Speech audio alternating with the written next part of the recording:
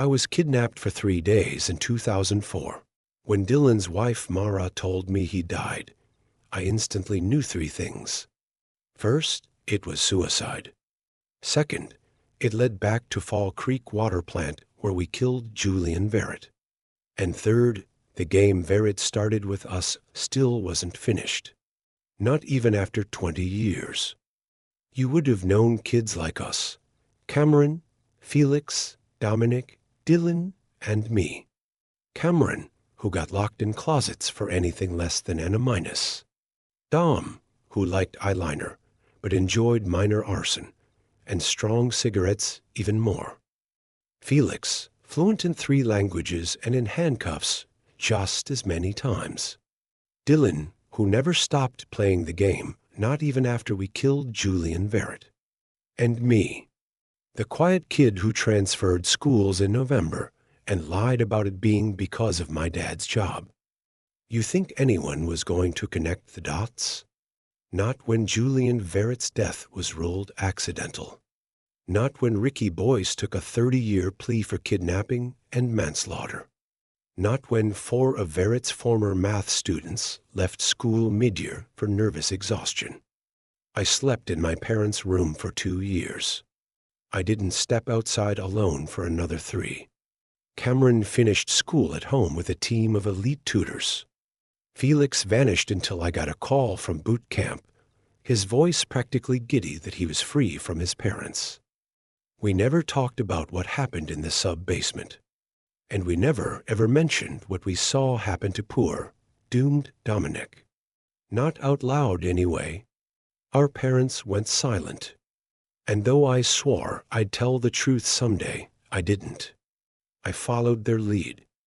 That was before Dylan hanged himself with a dog leash, and any chance at excuses ran out. Dylan left a box for us. Mara told us he'd been collecting it his whole adult life. Trying to figure out what happened to you guys as kids, she said. Everything he'd been working on was in a big black and yellow Costco tub in their basement. Mara told us we had 2 hours before Dylan's family got in. Tomorrow, they were burying him at Our Lady of Peace Cemetery. Before then, she wanted the box gone forever. Felix was pacing. Cameron went quiet.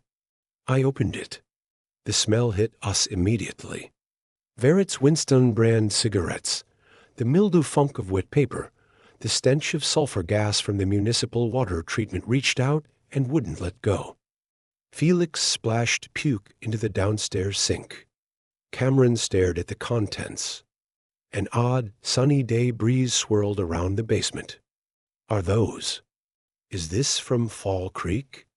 He whispered. They were. I hadn't seen the cards from the Sylvan Shore in 20 years. But they still slithered through my dreams, gold-edged and mold-slick, every week since I was 15. I never even knew how the game ended, except that the body count was 3 and rising. I picked up the rubber-banded stack of cards. I went dizzy. The smoke and mold and water smell bloomed. Felix spasmed and dry heaved. I waved cigarette smoke out of my eyes. The odd warm breeze changed direction. I didn't understand where I was. I was in a basement. Yes, it was today, right before the funeral. No, it was 20 years ago. I could feel Verrett's long yellow fingernails on my neck. It started a quarter mile from the state fairgrounds. We turned off Keystone and into the cracked-up Fall Creek water plant under the faded sign that proclaimed, "Everything that grows needs water."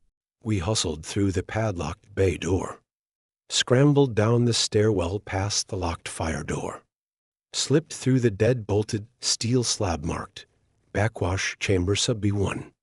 The sub-basement reeked. Mold, chlorine, and chain-smoked cigarettes pervaded. But here we were. Felix yanked, shook, and cracked a beer from a cooler packed with ice and said this was exactly what the fuck we needed. Verrett said congratulations were in order. We clapped for Ricky. He'd really set the place up. Ricky grinned big time as he helped Verrett with his coat.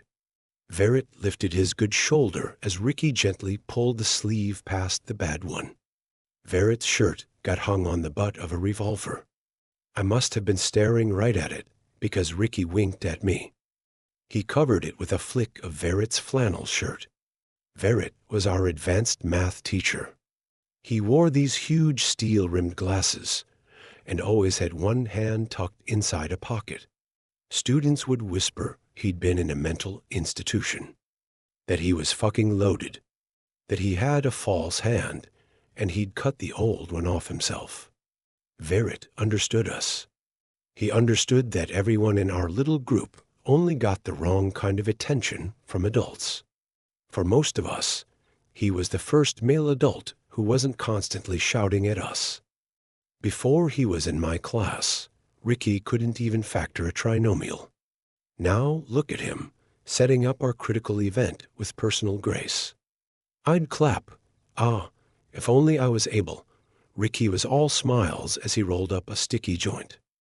He ran our Dungeons and Dragons games, his plot strip filtered from weekly LSD swan dives. Dominic and I passed the joint pinch to pinch, exhaling thick cones of cannabis indica smoke.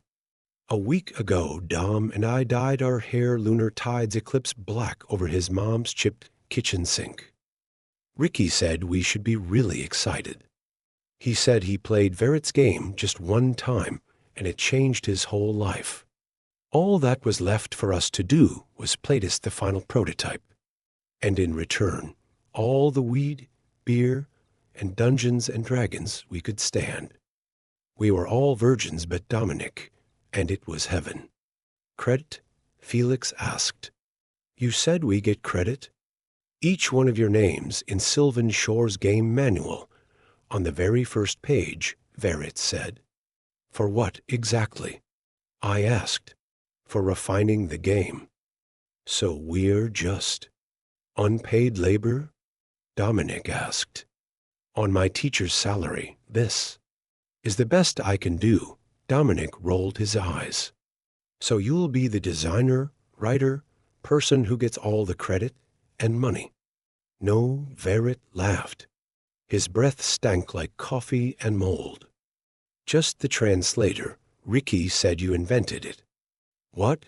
Did you and Ricky discover it on some acid trip? Dylan giggled. No, oh no, Verret said, tapping the front of his skull. I just translated as it was spoken to me, and the rules were placed into my head one by one.